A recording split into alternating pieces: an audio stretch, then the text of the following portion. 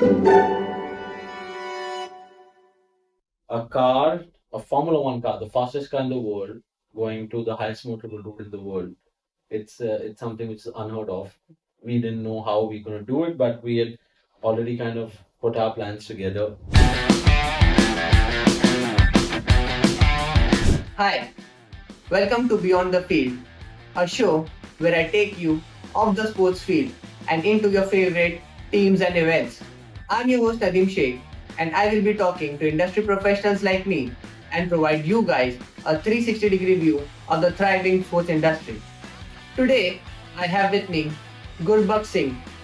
He has over 15 years of experience working in the sports industry. He has worked across organizations like Redbull, U Sports, and Puma.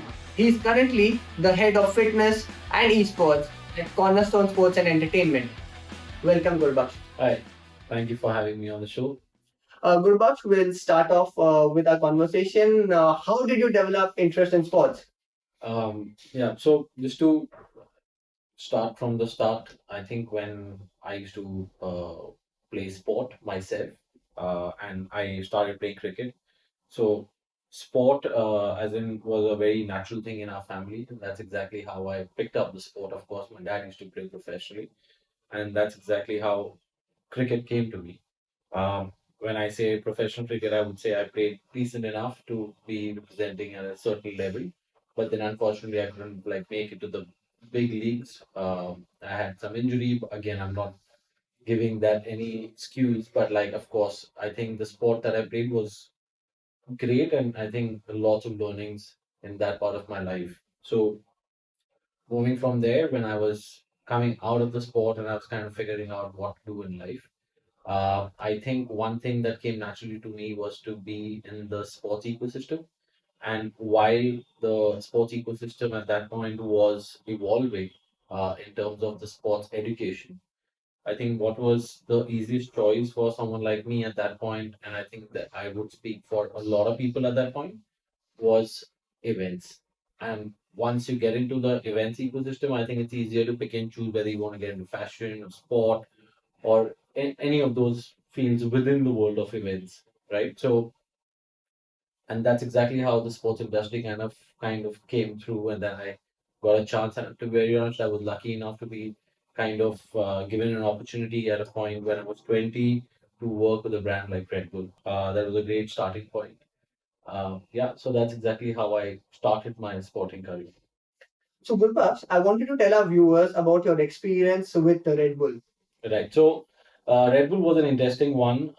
Like I mentioned to you earlier, that I was doing an event management course, and while I was working on some of these, part-time events that they kind of send you to work on, and that's exactly when I met this one gentleman who asked me if I've played cricket and would I be interested in working in a company which is starting off in cricket. I at that point had no clue what it would be, and he mentioned Red Bull. I was like a little clueless at that point to kind of understand that Formula One, of course, Red Bull, it's like just, that's it's motorsport, or it's like a can. What are they doing in Red Bull? The whole idea was that they at that point was looking to start something in the world of cricket. It's an Austrian brand. The understanding of sport is very less, I would say. So as an Indian market, it really made sense for them to enter cricket, and it was a perfect fit because I had played some sport in my life, so my connections, I would say locally, the Maidan crickets, coaches, and the players that were there around at that point, it just made sense for me to kind of like, use that and get going with it. And that's exactly how the Red Bull career started. While that started, of course, it opened a lot more avenues because Red Bull's they have events which are like above and beyond. They are something that experiences that money can't buy. It's an experiential brand, and end of the day, it's not just about buying a can and like selling cans is one thing, but then that experience that they create, and I think that's exactly how the opportunity came, and then gave me a lot of, I would say, it gave me wings to kind of do what I had to do. And I think you spoke about Formula One. Red Bull is one brand that goes across sports. They have Formula One team. They are into football. They are into adventure sports. Right. You name a thing, and Red Bull is there. You want to jump from the tallest building. Red Bull is there. You want to do skydiving. Anything you want to like jump from point A to point B. Right. They are happy to be there for you. Of course. So it's an incredible brand, and the experience that you talk about, I think that is what leverages the brand and helps it connect with its consumers. No, absolutely. I think, like you mentioned, just a funny thing that you mentioned, jumping from buildings. I think that's passe. They've jumped from the stratosphere, so that's like they've taken it to like the highest level that a person can jump from. Yeah. And what initially attracted you to join Red Bull? I think it's an aspirational brand, and I think I've in my stride from that point till now. I've always kept that. I think it's a school for whoever's worked in that company. If they are being honest, they would say that it's the best place that they have kind of worked in. It's it allows you to kind of take the matrix of marketing. They don't set like there are no set barriers where this is where you can think till, right? So it can like you can throw a guy from a stratosphere to kind of take the longest bridge and take a car over that and land it and like safely the athlete comes out and celebrates. So I think the matrix of Red Bull marketing is it's just like over the top, and that's exactly what at that age, at that young age, it allows you to start thinking and uh, believing in those ideas. And I think the most important thing is the bottom line at Red Bull is you need to believe in the can to sell the can. If you don't believe in your own product, I think it's sorry, thanks and regards, it's done. Like, just go do something else. You believe in the story, and that's exactly how you kind of go out and say, this is what I have to sell, and this is what it is. I think the world starts believing you because if you are at it, the intent is right, it's there. I'm sure Red Bull is an exciting brand, and whatever experience you're sharing, it is more exciting. I wanted to tell our viewers, how did your typical day look like at Red Bull? Oh, it's fun. It's a lot of fun. I think there are no typical days in Red Bull. Every day is a new day. It's like I think I don't know if the folks at Red Bull still are having as much fun as we did, but like yes, of course, there's a lot of hard work. And that goes without saying. But again, it's a great culture. It's very welcoming. It's like people from different departments, they kind of gel together to kind of make a show happen. It's not easy. Like and of course you make great friends at the workplace, and they become family eventually. But like the fact that uh, eh, you know lunches are important, of course. So Red Bull can't be treated as like your normal day work life, going at 9 or 10 and then finishing at 5 or 6. It can go till like 9, 10, 11 in the night, whatever that is. But like it's just like the most happening uh, workspace that I've personally been in. Great. And what are some of the projects or athletes that you work with? Of course, there are lots. But if I have to kind of pick, say top three. Yeah, of course. Let's say so different. Let's take in different disciplines of sport. So I think the first one that we kind of pulled off was there was a event that started by the social arm within Red Bull. It was started in 2014. It's called Wings for Life. Wings for Life today, I think, has become one of the biggest running events in the world. The So all the money that kind of is being raised by or through the event, it kind of goes for the support of the athletes or people who are on wheelchair, and it's about running for people who can't run. And that's exactly how the formation of this whole event started. The first ever one, it happened in around 37 countries. The whole idea of this event is that this event happens at the same time everywhere in the world. Globally. Globally. So we got the time of 3 p.m. And the concept of the run is everybody starts running at 3 o'clock in different parts of the world, whether it's the US, Germany, wherever, it's the same time, whether it's day, night, it doesn't matter. So you get different time. Yeah. From the headquarters in Austria, you get a go ahead, there's a green signal, run. 3 o'clock, you start running. After half an hour of the run that starts, there is a car that starts at the speed of 15 kilometers per hour. Okay, the RFID, which is on chest number, is basically attached to the car, and the car is at 15 kilometers per hour.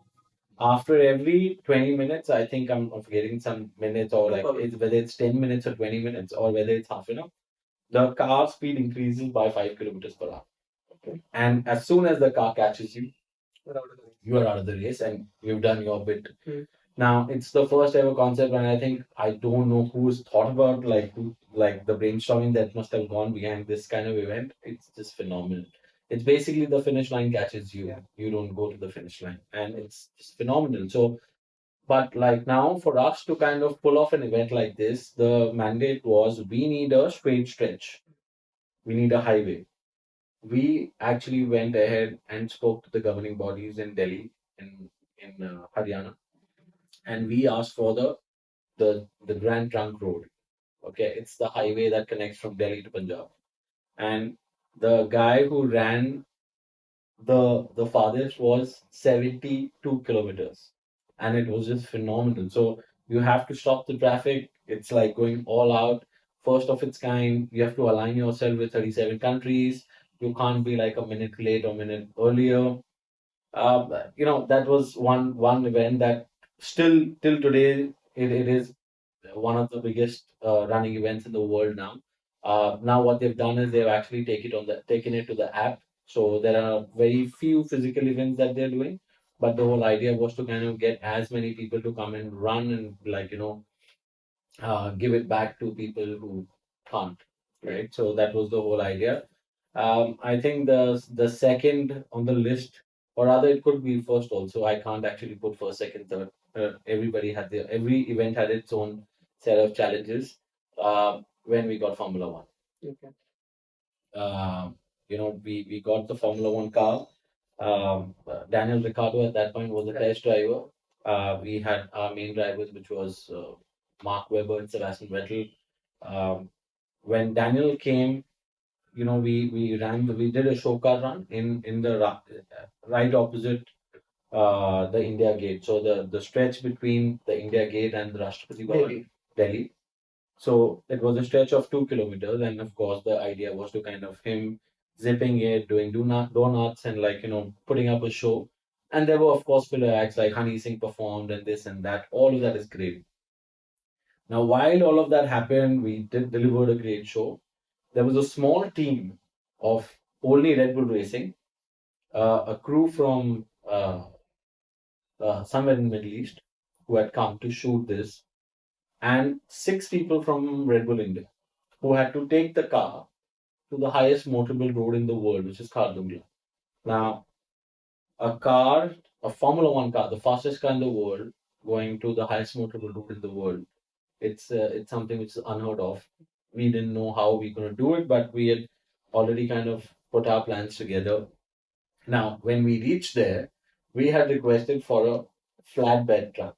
Yeah. Right? So the car went in a flatbed truck. It reached Ladakh. Now, after reaching there, we had requested for a forklift. Okay. But instead of getting a forklift, the guy sent a crane. But the top of the tempo was like you needed a forklift to remove the stuff from the car, and that's the stuff which will be required to start the car. You can't put a crane inside. And in Ladakh, being small place, 2012, resources were less. We really didn't know what we have to do, and time is of essence because 4 days we quickly shoot. The weather conditions are not like always in your favor. One colleague of ours, her father was a major general in the army, and we actually got our life sorted because of that one person. We took the tempo to the Air Force base in Ladakh. We got the Air Force guys to kind of take the forklift, remove the stuff out, put it in another tempo, and then we kind of started it. And then including me and a few others were kind of taken and given oxygen because the oxygen levels dropped at top. Yeah. But that was like a show that we had to kind of 4 days. One guy was sent back because The doctors actually, and this is all on Discovery Channel, right? So this is basically all documented. The doctor had told this one guy that if you stay for one more day, I might not be able to kind of do much about like what I do. So the guy was sent back in the next flight the next day. And you know that's the beauty of pulling off events of those levels. Um, the third I would say was we got motocross athletes to India. Again, first of its kind.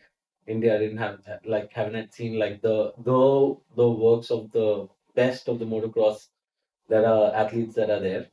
Same area, which was the Rashtrapati Bhavan, same venue. And now we were supposed to take off from the lawns on one side, do the stunts, and then land the bike on the other side. So it's have the takeoff ramp, you do the stunts, you get the picture of with India Gate at the back. And that was the whole aim. So Red Bull wants iconic shots. It wants that picture that, you know, it's like really stays. And that was the whole idea. Now, unfortunately, a day before, there was a riot that happened with regards to some permissions that you can't do anything on the lawns. So the permission of the road that leads up to the India Gate and the Rashtrapati Bhavan, that stays, that's with us. But the lawn permission is something that's gone. We had partners like BMW, Hilton, and everybody had put their setup, there were crowd and all of that. So plan B, one night before the event, I remember we were in a board meeting in a boardroom trying to figure out what do we do. Overnight, we got the ramps of both the sides or diagonally parked on the road itself. Now, because we have the road permission, so it can be parked there. And the photographers who had come from Red Bull International, they told us we'll manage the shot because if you park it diagonally, you still go on top, you get the shot, and then you land it, right? So the work is done. Of course, brands were not very happy at that point, but we had to do what we had to do. We had to put a show together, and we pulled it off. And you know, all of this is documented. You can see. So those are some like backstories of the interesting work that we did. Great. Great. And there are many more, but like let's keep it to this. Great top three. Apart from events, I think Red Bull is associated with some of the top athletes in the country. And I wanted to talk about how do they go about identifying their talent and associating with them. Right. So there are various ways of looking at this from a brand perspective, especially at Red Bull. The first one was, I think it's very simple, it's straightforward, is that you catch them young, and then you really need to have an eye for that particular sport to really believe and figure out who has that potential and who can actually go all the way, and then you put the money on that, horse. And that's the very basic or like the I would say the trend that Red Bull's always been or supported or like as in believed in. The idea was that right from Sebastian Vettel, I think at the age of 4, 5, he was karting somewhere, and then in Germany, and then of course he was seen, and then he was inducted into the Red Bull motorsport family, and then today he's won 4 world championships with Red Bull itself. The other way was like, if I have to give an example, I used to run a property called Red Bull Campus Cricket. There was a large team, of course. We kind of put that whole property together. First of its kind, when I told you we started cricket in India, we came up with this idea of Red Bull Campus Cricket. So cricket for colleges, and then you represent your college. There's a national championship, and the winning team then goes for the international finals. So it happens in India, Sri Lanka, Pakistan. To start off with, the next year we had 3 more countries and then 2 more countries. All in the Asian subcontinent? No, it was all over the world. So there was Australia, England who later joined in, then South Africa and West Indies joined in. Uh, we signed KL Rahul from there. There was Rabada who was signed in South Africa. So that is the other way of kind of putting a show to kind of identifying talent at your own events. So these are the 2 ways I would say that Red Bull kind of gets the right set of athletes that they want. And of course, it's done with an agenda to, of course, get an idea of a few events are done with that agenda where the seriousness of the sport is there, and how you can actually induct the athlete early enough from your own events to kind of take it to where they can reach. From Red Bull, you moved on to U Sports. Right. I wanted to talk about the transition. How did that come about? Yeah. So while all the fun that we had at Red Bull, I think it was time for us to kind of for myself, I'm speaking for myself, the idea was to transition into a new chapter, or rather the phase of sport which was out there in the world. There was enough and more learning that happened at Red Bull, of course, but like the broadcasting business is something that was there, out there. Kabaddi was first season had happened already. There was ISL that had started. So the from a broadcasting standpoint and all the other team leagues and all the other sports work that was happening in the country, I thought that this is the right time maybe for me to kind of look at those opportunities. And fortunately, Yumumba came along. There were some of my ex colleagues, Supratik, who was uh, my boss at Red Bull itself, and he then moved there, and there was an opportunity that was offered, and I'm like, okay, this is the best thing that we could do, and we created a sports business house, which was, I would say, one of the best that was there. It's still there, and like Mumbai is still one of the best teams in the league. And when it comes to fan engagement, to marketing, I think they're right at the top. So the good thing, the feel good factor was that the year when I joined, we of course we as a team made a lot of good changes for the season two, and we won the championship. And that was something that was like they actually shut a lot of places in Bombay. They took the trophy to the. They wanted to give it back to the people of Bombay, and I think what they kind of did was they took the trophy in the local train and let people kind of and with players, right? So these are Arjuna awardees. They are like some of the best athletes in kabaddi that you would have seen. And with those players taking in, they had an open jeep, some Harley Davidson following, so like a nice convoy and like having a lot of fun. Unfortunately, for that particular game, I was in Germany where we were doing a grassroots football program with U Sports itself. I missed that convoy part, but like I think I had my share of work that I had to do. But that is something that how we created, and that's the reason why I had moved to that space. So talking about you, Mumma, first season 2014, I think we made the finals. Yeah, we made the finals against Jaipur Pink Panthers. Second year, we again played them. One of my favorite player is Shabir Bapu. Oh wow! You're very few people who have actually told me about Shabir, because Shabir was considered to be like the strongest player by far at that point. Yeah. And he was, of course. And that period, like I can still name the first seven that played the first and the second season. We had Mohit Chillar, Surinder Nada. Right. We had Jiva and Vishal. We had Anu. We had Rishang. And I'm forgetting one more raider. I'm getting a space, but I'm not able to. I think Shabir. Shabir was the seventh player. So this team was invincible, and I'm still excited speaking about them. You can feel it by their voice. Just an incredible team. Right. And along with Kabaddi, I think U Sports is into other sports as well. I want to talk about that. Right. So I can speak only from the time that we kind of I kind of worked at U Sports. So while football was growing in the country, I think it was very clear for Ronnie and like the management to kind of understand that while we're doing something in the world of football, we would want to go the development route. And that's exactly why we had a tie up with the Bundesliga and the first two couple of clubs that they had kind of allowed us to work, or sorted them out for us was Borussia Dortmund and TSG Hoffenheim. So the whole idea was to kind of identify talent from India at the age group of 12 to 14, and then take them to Germany for a six-year program. In fact, Akash Mishra was the boy, and like I have images of the first day taking the flight, and then I think that was the whole idea, and I think we kind of achieved it, even though the program is now not uh, you know it was discontinued, but I think we kind of the objective was kind of fulfilled. fulfilled in a way that the guy now plays for India. Mumbai City FC, and he plays for the national team. And I think the national team was the aim for us always, that the boy gets a chance to go and play and represent the country.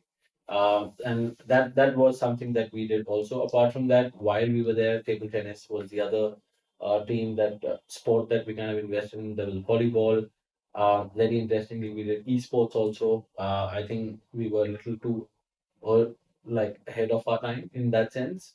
Uh, Worked for us, didn't work for us. That's for like, that is something that we can look back and understand how. But esport at that point was growing. Mobile gaming had not come into the scene. It was only console. And the whole idea was to kind of create an ecosystem where esports athletes get the platform to kind of go and prove themselves and take it to the next level. But I think maybe it was early for its time, like I mentioned. There was one project that we were looking at, but it never flew. Was to do with U Moto, about sport. But yeah, these were some of the things that we did at U Sports, and the way the team has now evolved. Also, I think some of the work that they've done is phenomenal. I think one big important aspect that the team has really managed to do it beautifully is the creating the whole Mandali, like the fan base.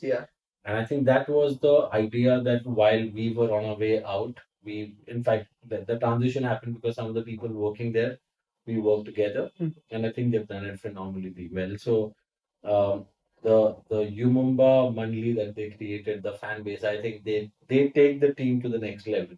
You can do only till a certain point, but I think after that, the fans kind of take over, and the vibe or the experience that they can create and the noise that they can create. I don't think without that any sports team would be able to make as much as you can. Absolutely. I completely agree with you. I have this personal experience. I am part of the West Coast Brigade, who is the actual official fan base of Mumbai City FC. Right. So some of the things that they do, they have this flare show. They when the players enter, the bus comes in. They have this drums, and the players are also motivated and excited. Yes, we have to perform for them before us. Right. So all of these things, all the elements, I think the team, Mumbai City also, they also take steps and initiatives that they have these fans engaged, and that elevates the entire sports ecosystem. Of course.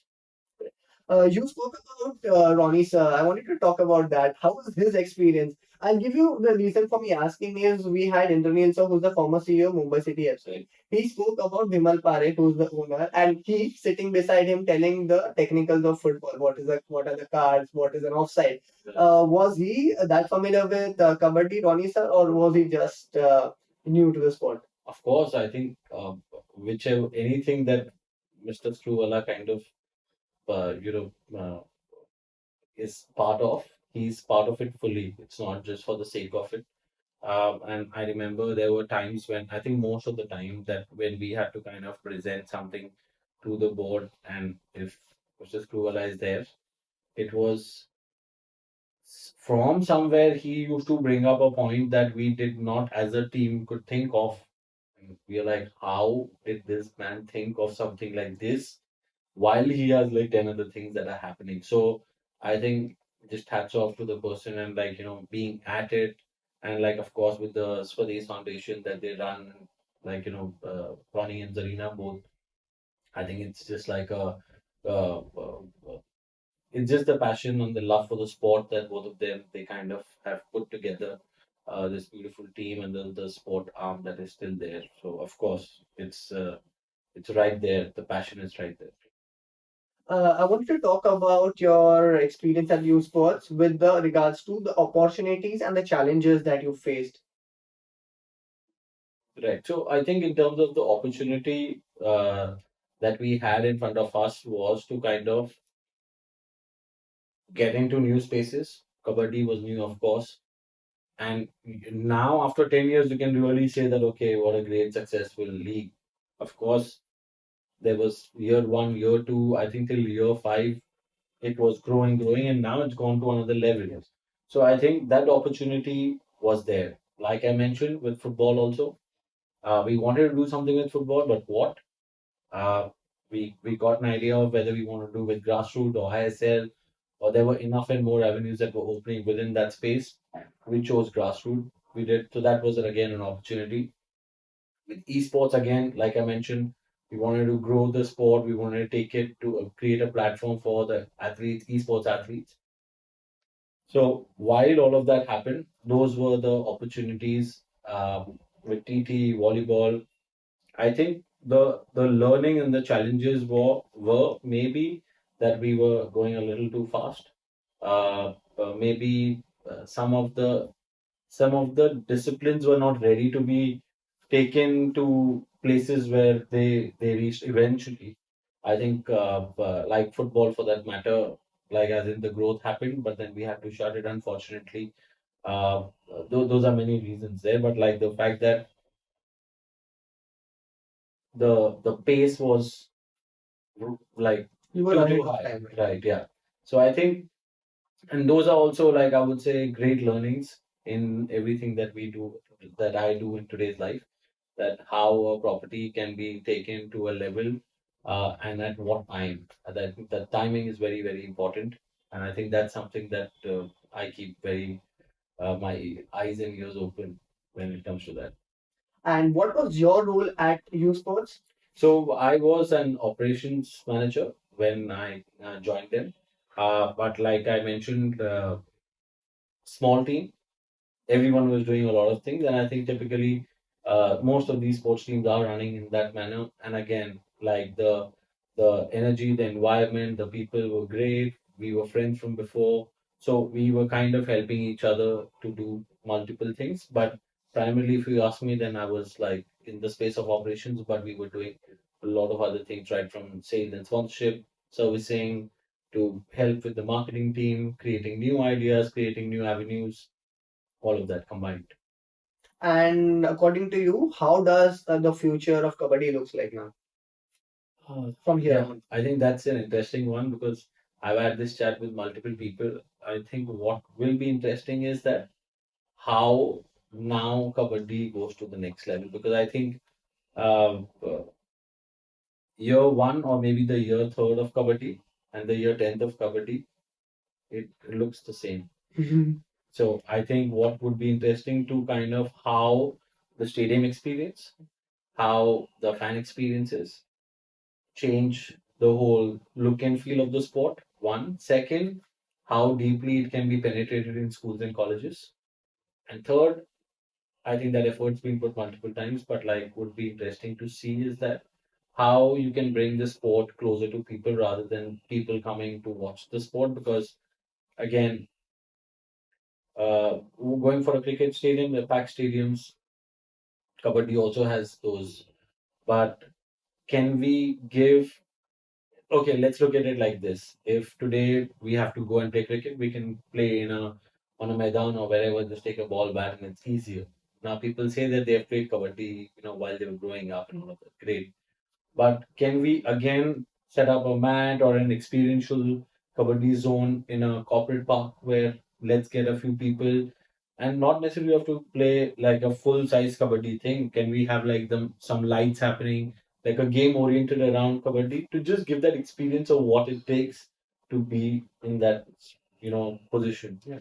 So I think all of that needs to kind of come out a little more clearly to kind of really take the sport to the next level. But I'm sure enough is happening and teams are thinking differently, creatively. So, great.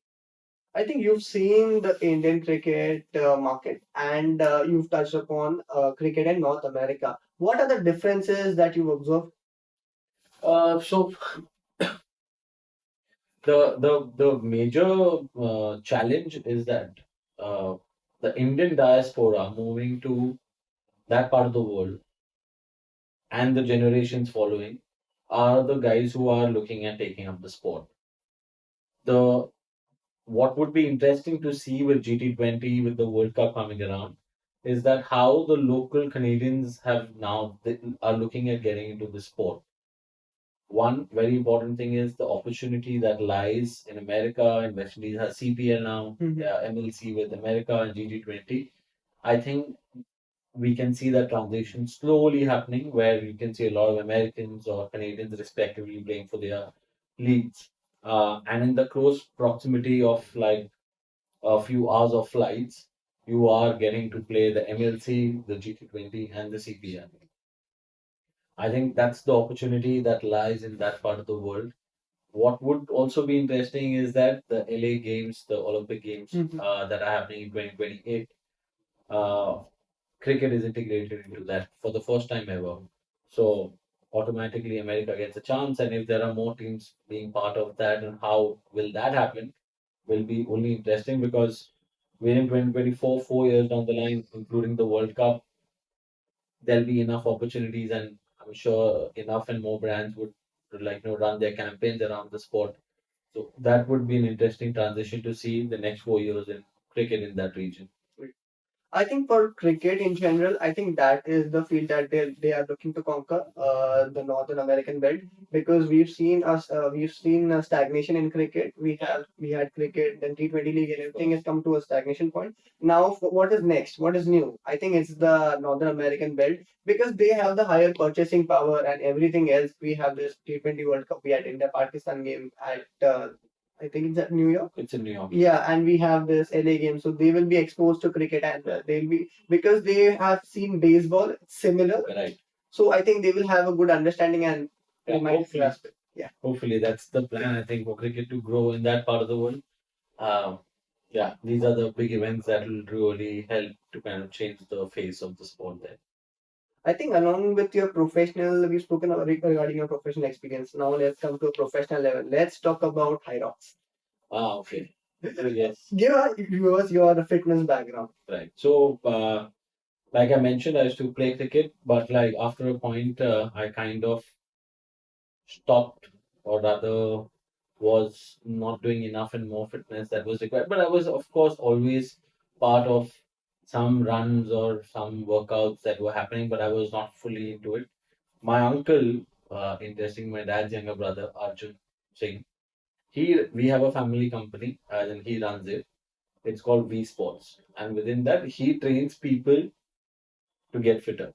So it's about like a training program. He has multiple centers across Bombay, uh, and he's run more than like some 150 marathons across the world, including the world majors at New York Marathon to Tokyo, Amsterdam to not Tokyo, but he's done the Berlin Marathon. Okay.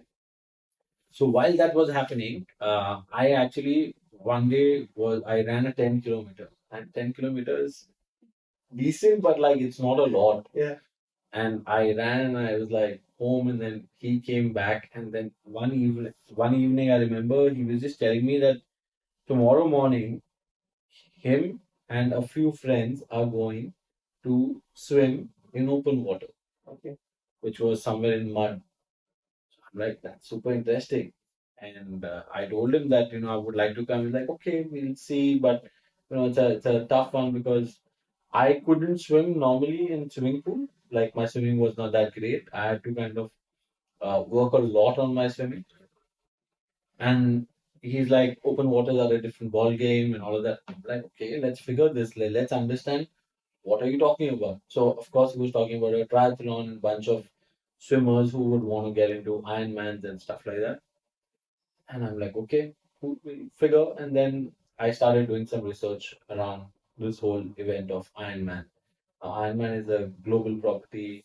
It's a triathlon. So I've done 70.3, and that's exactly what I kind of told my uncle that this is what I want to do.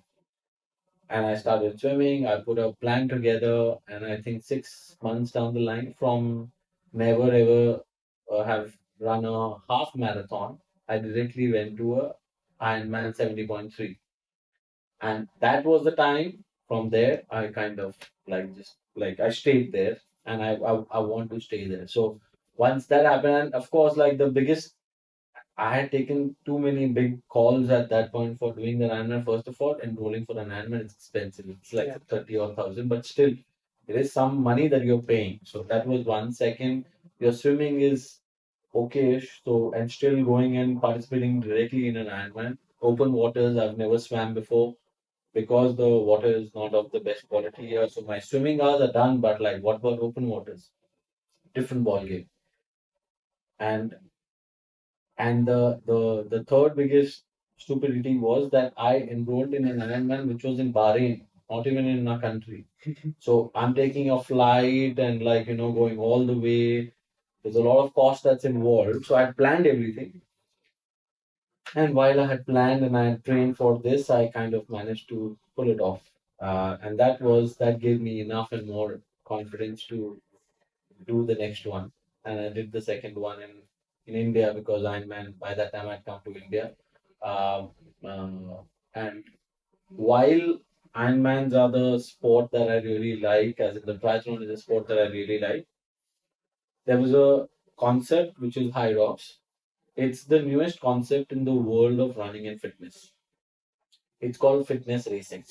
So there is a triathlon, there is marathons, then there are duathons, swimathons, then there is OCR, which is obstacle course racing. And then there's fitness racing. So there were two guys, one ex-Olympian, one person, from the sporting industry in Germany. The friends decided to come together and they said that we'll create something called as fitness racing. So the concept is you run a kilometer and you do one functional exercise. You finish that, you go for another kilometer, you do functional. So you repeat that 8 times, 8 different exercises. And for me, I think I was just looking at a sport which I can change, something new. And I decided that, okay, let's look at high rocks. Great insight on your fitness experiences.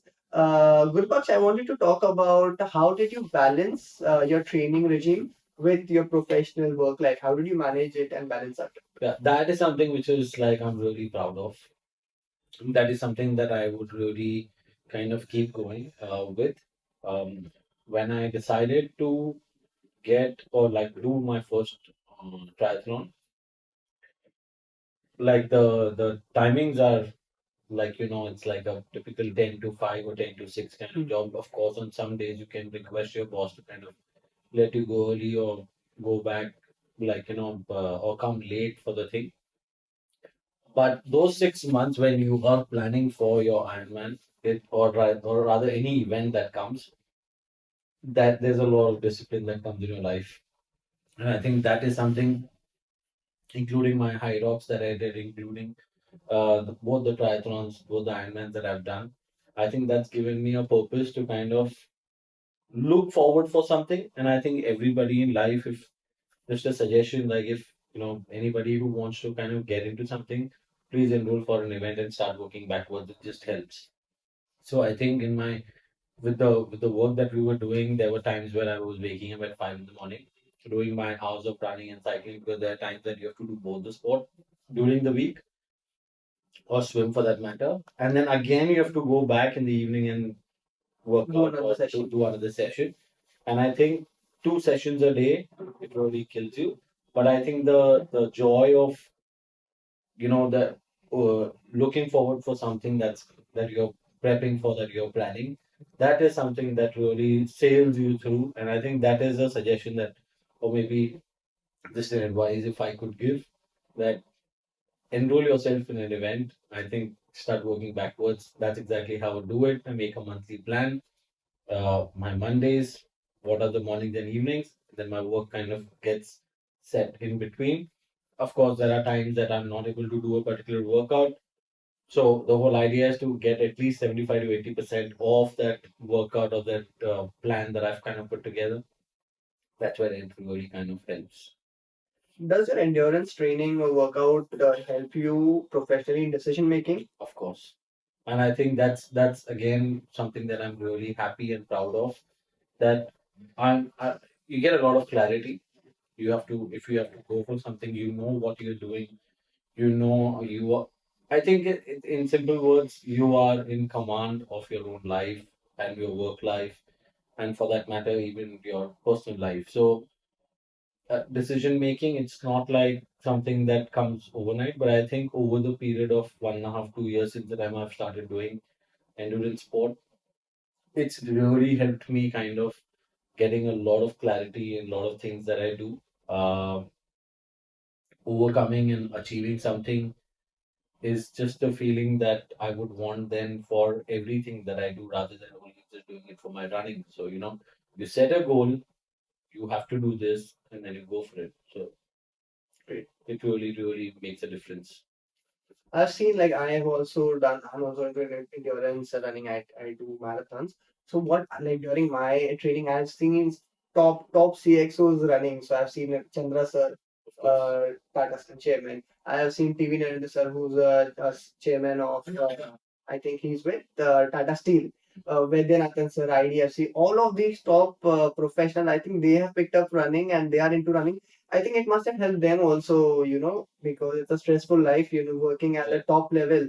It must have helped them as well. Right, yeah, no, 100%. I feel that if you are at the highest level of the working ecosystem and you are still at it, and if you can make time for yourself to do what you have to do, I think it's just an excuse that then the world makes that I don't have time to do what I have to do. Totally understand with the stressful work lives that people have, but I think half an hour is not very difficult. And I'm saying it's not about just going from day one, going all 7 days. I'm saying, can we look at 3 days in a week or 4 days a week, half an hour? That's, I think, manageable. I think if you start there, you started, like you really started, and then you take it from wherever you want, or maybe just keep at it. You don't have to really do like these crazy events. Okay, if you like it, great. If you don't, at least keep yourself there. So, like the example that you mentioned, these are the top people in the world of sports or businesses that are there, and they're still at it. Right. You spoke about Metal X. Right. Why is there a need for such an event to be held in Indian context? Right. Okay, so while we came up with this thought of doing MetLex, first of its kind event, which is going to be in the space of fitness racing, I think what's happening is that, and I think it's with experience also, on ground that I'm part of these events. There are world majors happening. The world majors that are there. There are six of them. Yeah. A lot of people from India have actually gone and maybe participated or like ran all six. Now, while these world majors are being taken, now what's next? Some people have done one race multiple times. Okay, what's next? Okay, can look at a triathlon, but there are three sports involved there. So, or maybe people look at hill running, Ultra running. ultra running. Okay, that's also been done.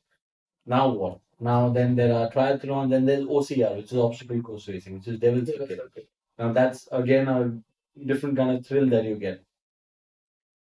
But the running and the functional exercise bit combined together is something that's not been seen in India a lot.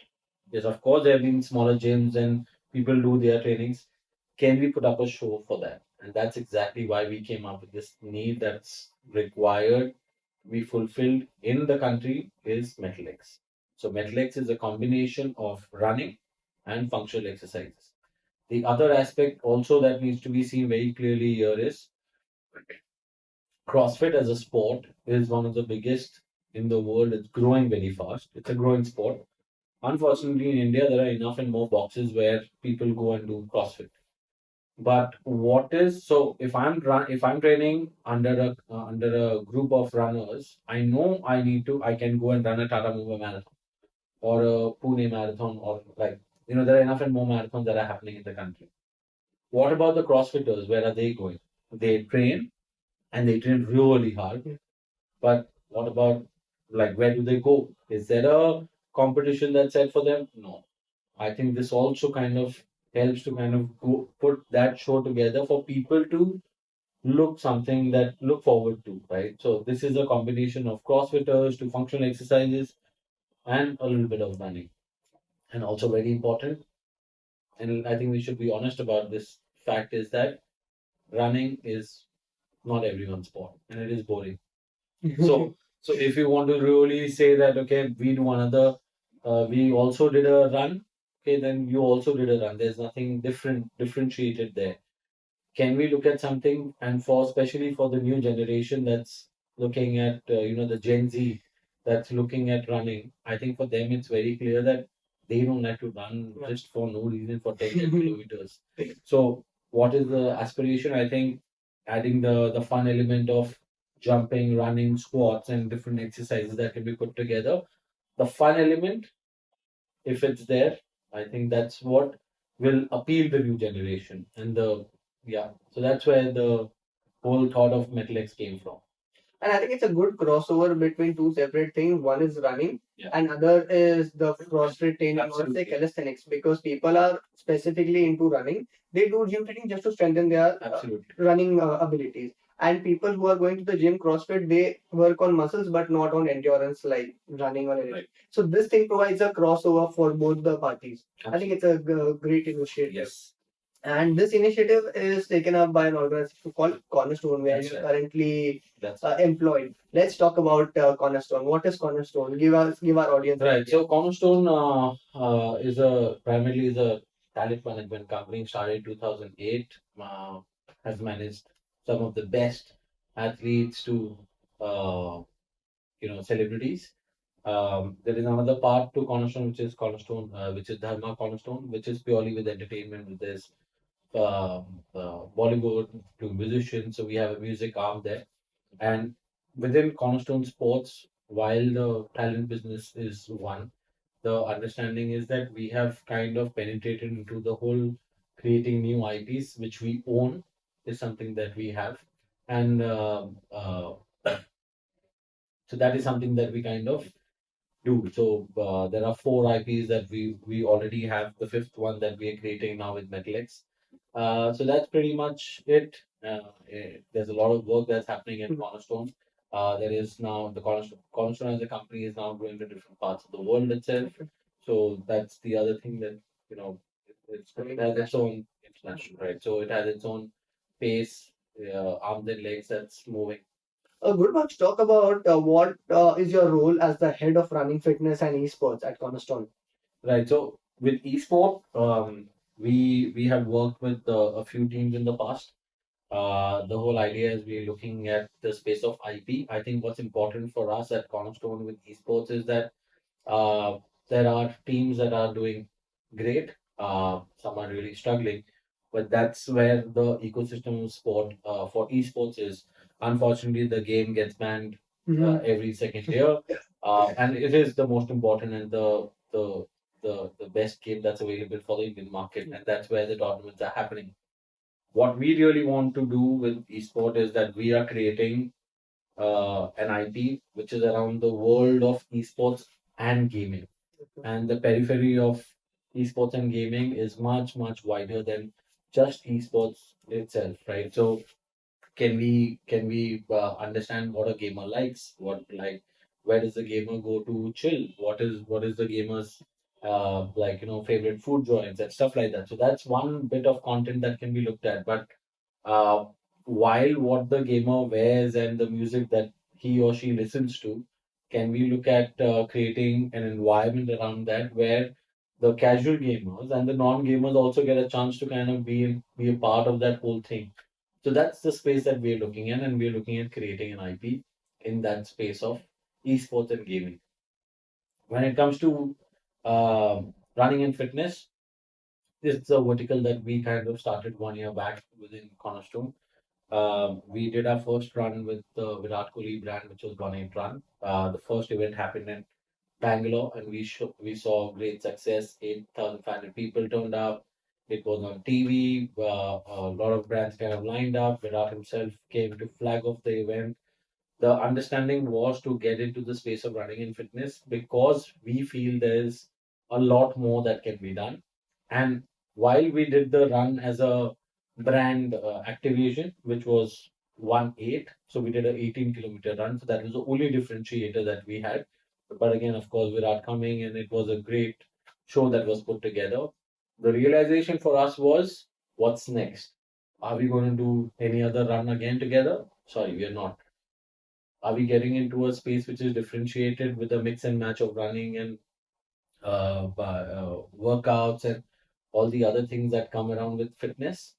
That's exactly what we want to achieve. And that's exactly why we have launched our uh, new vertical, which is called Metalix. So while we do this, I think what will also be important is that how do we uh, how do we go and attract or rather impact people's life on weekly basis or monthly basis by doing these running camps? Okay, are we the first one? No, but would we want to do it? Absolutely. But like I mentioned, running again becomes like, okay, everybody runs on a Sunday. Can we add some, like, the fun element to that and create like that whole smaller metal axis before we do the big one? So to keep that impact and to keep that right noise going on, that's exactly, and how we can impact people's lives. So that's exactly what our plan is with Metalex and the field of running and fitness. Great. My next question is, according to you, how where does cricket stands versus rest of the sport? What are the differences that you see? I think first of all, very important is that we should never compare cricket and sport, and that's been the case with a lot of people. While they trying to create something that cricket is here, and we have to reach here. Let's try not to reach there. Let's try to create our own niche and grow in that space because you have enough room for that. So cricket is right at top. The culture in India goes like 100 years back. No one's going to be able to touch that. And IPL and BCCI is doing a phenomenal job with what they're doing to keep that alive. So let's keep that aside for a moment. And now you see there's enough and more happening. So if you keep cricket on the side, there's enough room for every sport individually to grow. And what we've seen in the past is that I think there are enough and more leagues that are happening, but only few get it right.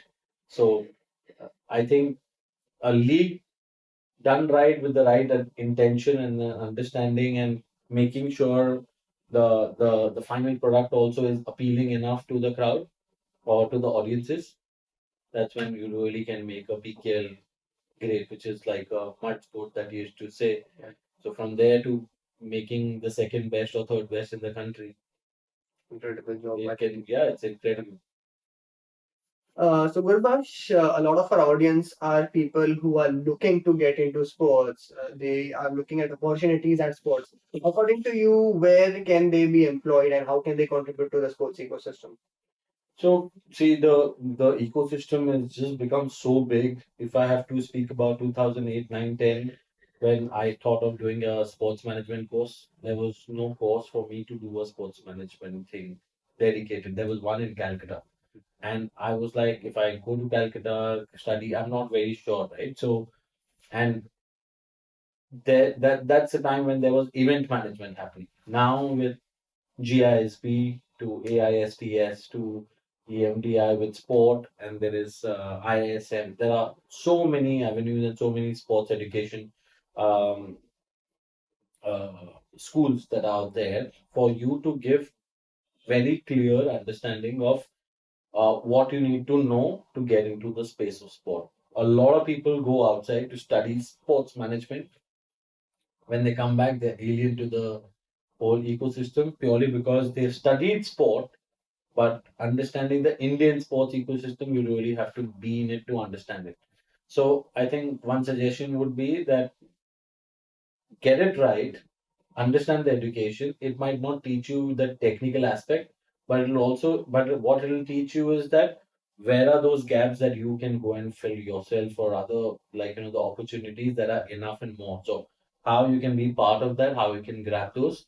So it's like NBA. It's like, networking and like understanding the whole the scope and the that is there.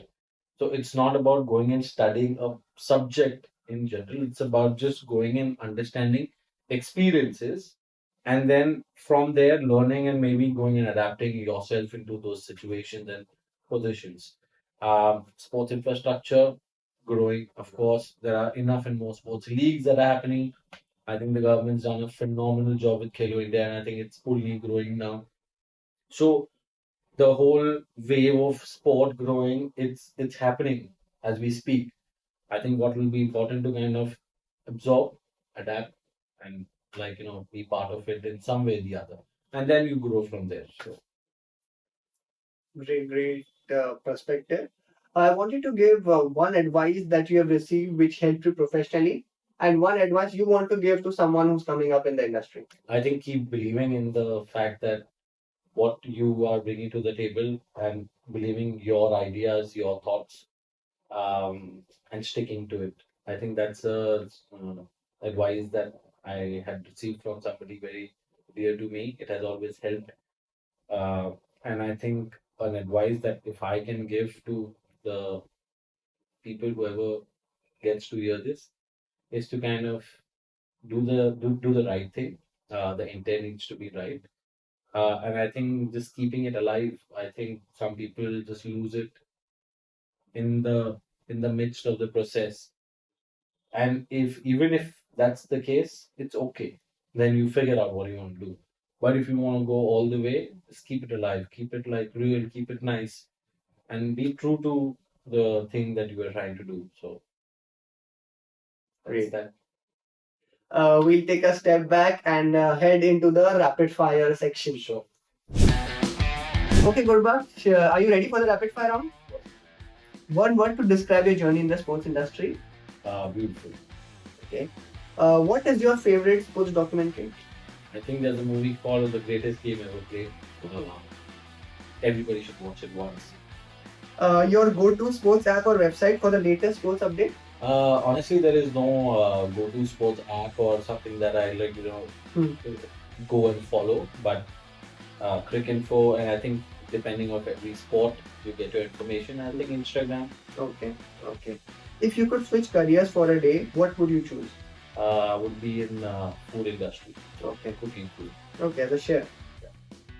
What kind of food? Indian. Indian. Okay.